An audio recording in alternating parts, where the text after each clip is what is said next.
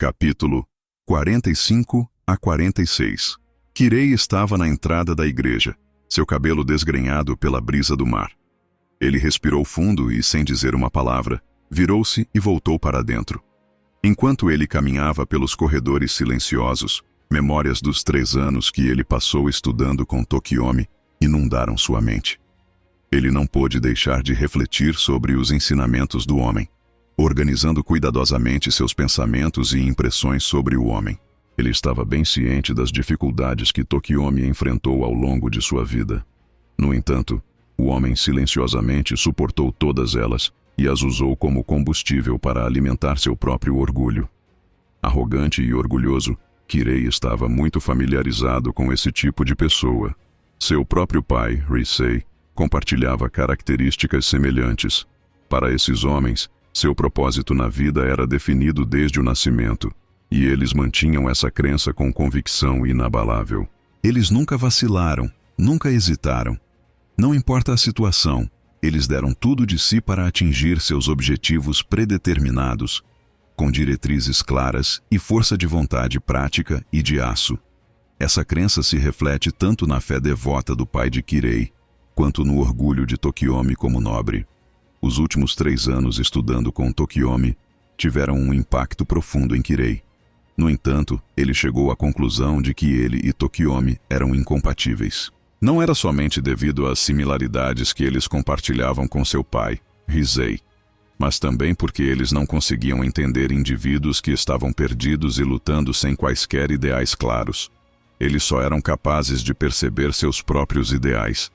Para indivíduos como Tokiomi, que possuem um forte senso de propósito, o espírito de Kirei era totalmente desprovido dele. Apesar de estar na casa dos 20 anos, Kirei nunca foi capaz de compreender tal propósito ao longo de sua vida.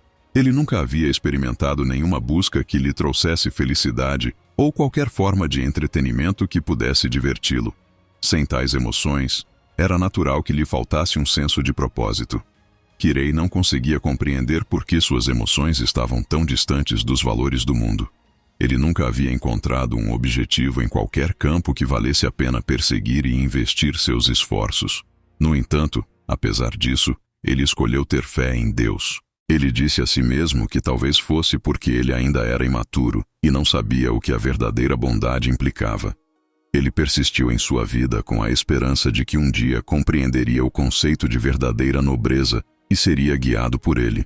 Ele se agarrou à crença de que a voz de um Deus real e divino acabaria por resgatá-lo de seu atual estado de confusão e falta de propósito. Essa esperança era tudo o que ele tinha para se agarrar, como uma palha salvadora que o mantinha à tona em meio a um futuro incerto. No entanto, no fundo, Kirei entendia perfeitamente que, mesmo com o favor de Deus, alguém como ele não poderia ser salvo. Kirei foi consumido pela raiva e desespero em relação a si mesmo, levando-o a se envolver em automutilação. Ele tentou racionalizar esse comportamento como uma forma de ascetismo, mas, na realidade, era um mecanismo de enfrentamento autodestrutivo. Apesar disso, sua autopunição consistente o havia temperado como aço. Quando ele reconheceu a extensão de sua própria força, ele havia se tornado um membro de elite da Igreja Sagrada, reconhecido como um executor. Muitos indivíduos se referiam a isso como glória. A abnegação e o comprometimento de Kirei com sua fé foram elogiados por outros como o auge de uma profissão sagrada, e até mesmo seu pai, Risei, tinha orgulho dele. No entanto, Kirei estava ciente de que a percepção dele sobre ele era um grande mal-entendido, e ele lamentava sua incapacidade de corrigi-lo.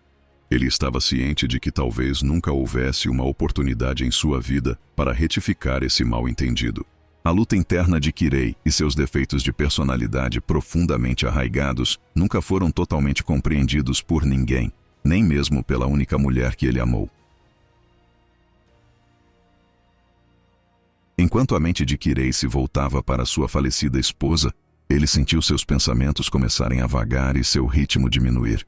Ele colocou uma mão na testa como se para se firmar contra o turbilhão emocional. A névoa do turbilhão era semelhante a estar no precipício de um abismo, e ele teve que resistir ao impulso de recuar da borda. Perdido em seus pensamentos, Kirei se viu de volta ao porão da igreja. O assassino que estava esperando por ele se aproximou e começou a contar os eventos da manhã. Kirei ouviu atentamente enquanto o assassino entregava o relatório da manhã e então ele destilou a informação em um resumo claro e conciso. Ele transmitiu o relatório para Tokiomi através do dispositivo secreto deles e continuou a ajudá-lo a atingir os objetivos da família Torsaka. Mas apesar de seu serviço zeloso, Kirei não conseguia se livrar do sentimento de vazio em seu coração. Uma questão incômoda o atormentava há quase 3 anos, desde que ele recebeu os selos de comando, e ela permanecia sem solução. Ele não conseguia entender por que havia sido escolhido pelo Santo Graal. Ele sabia que não deveria ter sido selecionado, pois não tinha senso de propósito ou ideais, nem desejos a fazer. Ele não conseguia compreender como um dispositivo tão poderoso e milagroso como o Graal poderia ter sido concedido a alguém como ele. Kirei olhou para as 3 marcas vermelhas nas costas da mão direita, sua expressão sombria e melancólica. Selos de comando. Oh, você caiu em um dos seus transes novamente, Kirei? A voz de Gilgamesh cortou os pensamentos de Kirei quando ele apareceu no porão, segurando uma taça de vinho tinto e uma expressão brincalhona no rosto. Kirei deixou de lado seus pensamentos e se concentrou em Gilgamesh, sua voz firme enquanto perguntava: por que você matou o assassino ontem à noite? Por que você protegeu aquele conjurador? E mais especificamente, por que o garoto? Usando percepção compartilhada, ele conseguiu reunir informações valiosas do assassino assassinado ontem à noite. Então por que você não contou isso a Tokiomi? Eu o informarei mais tarde, respondeu Kirei. Gilgamesh zombou e sorriu desdenhosamente para Kirei. Então se levantou e jogou o vinho tinto em sua mão no rosto de Kirei. Você já acordou, Kirei? Ele perguntou. A expressão de Kirei permaneceu calma, mesmo com o vinho respingando em seu rosto. Ele não demonstrou nenhum sinal de raiva em relação ao comportamento insultuoso de Gilgamesh. Em vez disso, ele simplesmente perguntou: o que você quer dizer? Não se engane, Kirei, Gilgamesh disse ironicamente. Desde que obteve essa informação, você contatou Tokiomi 3 vezes, mas não mencionou isso a ele nenhuma vez. Você ainda não percebeu isso?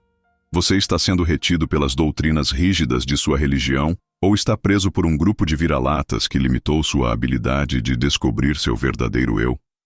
Você perdeu o contato com quem você realmente é, vivendo uma existência mundana, se tornando a pessoa que os outros querem que você seja, em vez de abraçar sua verdadeira identidade. É por isso que sua turbulência interior se tornou tão caótica, disse Gilgamesh com sarcasmo cortante. Gilgamesh encheu novamente seu copo com vinho e então agarrou Kirei pelo colarinho. O líquido vermelho derramou da cabeça de Kirei, escorrendo por seu cabelo e pingando de seu rosto. Pinga, pinga. Você está acordado agora? Gilgamesh perguntou novamente. Não sei bem o que você quer dizer, respondeu Kirei, com uma expressão confusa no rosto. Gilgamesh riu. Seu sorriso era como uma faca afiada, zombeteiro e sarcástico. Permita-me esclarecê-lo sobre o que pode realmente satisfazer o vazio em sua alma. Gilgamesh disse com um sorriso irônico. É chamado de prazer genuíno. Agora vá, informe a verdadeira identidade daquele garoto ao mestre de Lancer. Por quê? Kirei perguntou. Ao abraçar o caos você descobrirá seu verdadeiro eu. Gilgamesh zombou antes de desaparecer, deixando Kirei ali, ainda confuso. Noite, na casa de Shirou. Shirou fixou seu olhar sério no gigante imponente, Spartacus, que estava sentado diante dele no sofá. Ouça com atenção, Spartacus. Ele começou. Você é minha espada e escudo. Eu, por minha vez, agirei como seus olhos e cérebro. Juntos, protegeremos um ao outro e nos tornaremos invencíveis.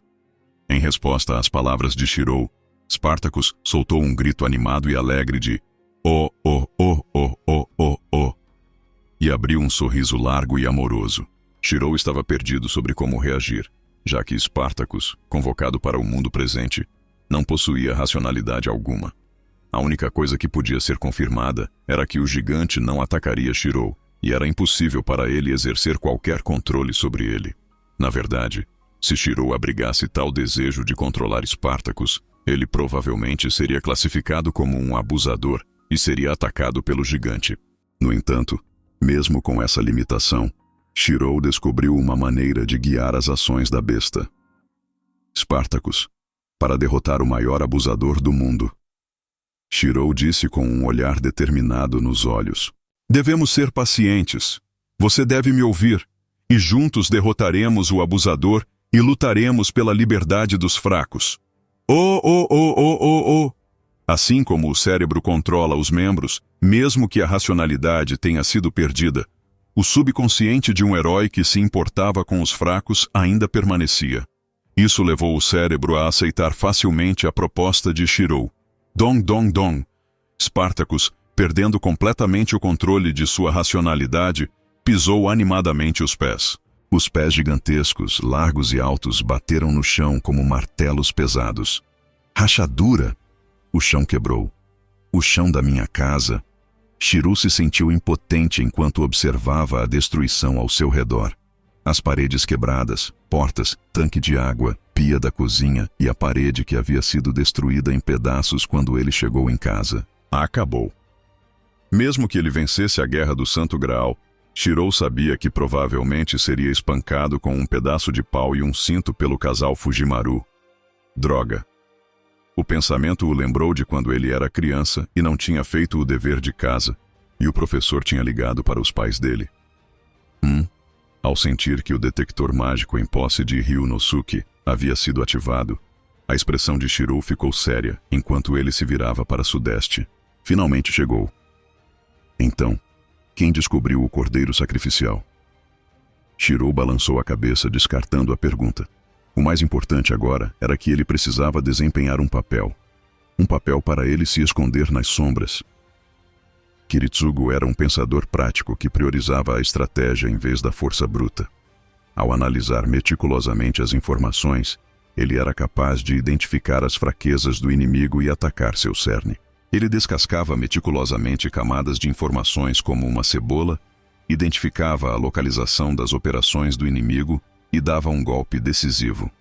Ele era um assassino modelo, possuindo uma rara combinação de calma, coragem e cautela. Ele abordava cada missão com a mente clara, analisando cuidadosamente as informações em mãos e considerando as implicações lógicas. Ele então formulava um plano e o executava com precisão. As notícias na TV rotularam 7 indivíduos como terroristas internacionais, mas na realidade, todos eles eram mestres. Isso mostrou que o oponente sujo de Kiritsugu, o mestre de Caster, também se entregou como vítima. Era um estratagema para desviar a atenção e esconder seu envolvimento no assunto. Entretanto, Kiritsugu sabia que outros participantes da Guerra do Santo Graal, que possuíam até mesmo uma quantidade mínima de conexão e capacidade, provavelmente também haviam reunido informações relevantes e conseguido descobrir o plano. Assim como Kiritsugu tinha sido bem informado mesmo antes de chegar na cidade de Fuyuki, com a ajuda da família Ainsburn. Ele sabia que Tokiomi, a família Matou e Kainet estariam participando como mestres na Guerra do Santo Graal. Kiritsugu tinha chegado a entender por que seu oponente recorreria a tais táticas. O fato de que o mestre de Caster chamava a atenção para si significava que ele era semelhante a um mago sem conexões. Enquanto Kiritsugu analisava a situação, ele ponderou consigo mesmo. Será que meu oponente pode ser um mago desonesto que foi inesperadamente jogado na mistura?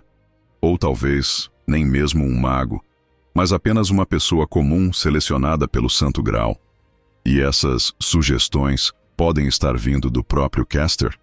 Essas eram as perguntas que corriam por sua mente enquanto ele tentava obter insights sobre as motivações e táticas de seu oponente. Kiritsugu não era de tirar conclusões precipitadas antes de ter evidências decisivas. Em vez disso, ele preferia listar todos os cenários possíveis, considerando todas as possibilidades que poderiam acontecer na realidade. Esse método permitiu que ele evitasse ser pego de surpresa por eventos repentinos e estivesse preparado para qualquer resultado. Ele sempre planejava o pior cenário e levava em consideração todos os resultados possíveis, garantindo que pudesse agir de acordo. Não havia como negar que a conclusão de Shirou era precisa. A abordagem realista de Kiritsugu para a resolução de problemas fez dele, de certa forma, o inimigo mais formidável na Guerra do Santo Graal. Maia virou-se para Kiritsugu e disse: ouvi dizer que o serial killer da cidade de Fuyuki é um dos detentores dos selos de comando. Você acha que ele pode ser o mestre de Caster? Não tenho certeza, respondeu Kiritsugu, balançando a cabeça. O noticiário não relatou a verdadeira aparência do assassino. Se tivermos uma amostra do cabelo dele, podemos usar magia para tentar rastreá-lo. Relatórios anteriores mencionaram que o cabelo do assassino foi encontrado na cena do crime e agora está armazenado na delegacia de polícia, informou Maia a Kiritsugu. Já estive na delegacia antes, Kiritsugu acrescentou, e essa pessoa parece muito cautelosa. Temo que, mesmo que houvesse uma amostra de seu cabelo antes, ela possa ter sido destruída. Balançando a cabeça, Kiritsugu achou seu oponente problemático e sujo. Como essa pessoa poderia cometer um erro tão gritante e deixar uma pista para trás? Apesar de suas reservas, Kiritsugu sabia que não era seu estilo se abster de agir devido à possibilidade de uma pista ser insignificante. Ele não desistiria até que o resultado final estivesse na sua frente, pois ele nunca deixava um trabalho inacabado. Kiritsugu retornou à delegacia mais uma vez, sem muita esperança de encontrar novas evidências. Para sua surpresa, ele descobriu que ainda havia amostras de cabelo e sangue. Caster e seu mestre tinham esquecido de algo? Isso foi um erro? Kiritsugu sabia que essa nova descoberta poderia ser a chave para identificar o assassino e deixá-lo um passo mais perto de atingir seu objetivo. Maia também ficou surpresa com a descoberta inesperada de Kiritsugu. Após um momento de pausa, Kiritsugu se virou para Maia e perguntou: o que você acha disso? Parece bom demais para ser verdade. É obviamente uma armadilha, disse Maia com certeza. Mesmo que seja uma armadilha, não temos outra escolha a não ser prosseguir. Permitir que essa pessoa continue causando estragos causaria uma catástrofe muito pior do que qualquer guerra do Santo Graal, declarou Kiritsugu. Kiritsugu não se aventurou sozinho. Em vez disso, ele usou sugestão para persuadir a força policial a se mobilizar e se preparar para operações de limpeza. Embora ele não tivesse certeza do que o mestre de Caster tinha em mente, o adversário havia lhe dado uma lição valiosa. A utilização dos recursos do mundo da superfície era algo que ele sempre havia ignorado.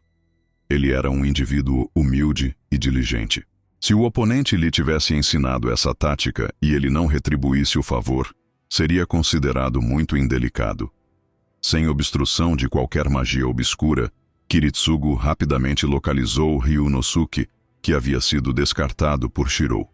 Sem uma palavra, Kiritsugu disparou uma bala de origem diretamente no abdômen de Ryunosuke a 50 passos de distância. A Origin Bullet era a representação mais verdadeira de Kiritsugu de suas origens e nome. Para criá-la, ele teve que passar por um processo horrível. Ele removeu sua primeira e segunda costelas nos lados esquerdo e direito de seu abdômen.